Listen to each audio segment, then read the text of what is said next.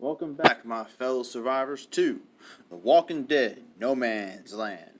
Today is strategy session, the distance.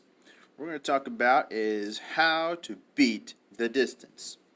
Now, the first thing you want to do for the first half of the distance, basically the first 9 or 10 missions, all you want to do is power up your basically end game characters. So you can see right here, level 13. This is pretty easy. Once you get to the distance, you should be able to get through about half of it, no problem. But what we're going to talk about is beating the distance. So, first thing, pick characters that you're going to use to finish the game out. So, like I said, first half, all you're doing is you are charging up the characters you're going to use to beat it. Now, if you haven't beaten it yet, you want to definitely want to charge up as many characters as you can, so that when you get to those last missions, you can use those characters to kick as many zombies as you can. Before I beat the distance, there were missions where I would use 3 or 4 teams and lose all of my teams before one team would finally make it to the end. Because at the end, those walkers get kind of tough. So, now, once you get to the point, once you've beaten the distance for the first time, you should have an alpha team. Mine is Abraham, Daryl, and a regular survivor called Alicia. They have the best mods and, well, best badges and best equipment that I have. So they're the ones who finish the game for me, usually. There have been times when I do that last mission and they just don't make it. But what you want to do, charge up as many guys as you can, take them to the end to beat the mission. So, how does this work? How do you win in this manner? Well, I'm going to tell you.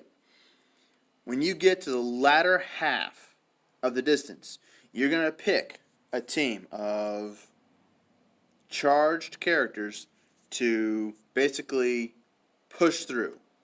Now, one of the first ones I'll use will be Rosita, probably Maggie, and generally I will add in a melee character such as Valerie here, or another warrior or a blade character.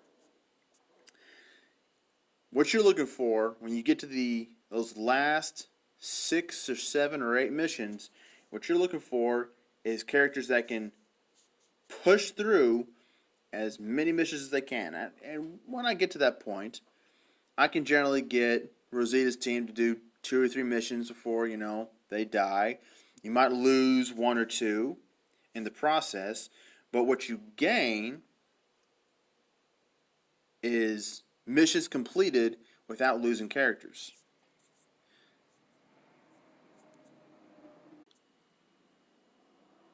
Now, at some point during the distance, you're going to get to where the walkers are just getting tough. And I don't mean tough walkers. This is the point where you're going to start using sacrificial units or sacrificial survivors. Now, I do have Rosita on this team, and she is not really a sacrificial unit. I have her here because she increases the attack strength against a single target. Now, I've got 2 strong targets in this here, the spiked walkers. So I'll be using Judith and Ezekiel as my sacrificial units to take them out. Now, these characters may or may not survive this mission.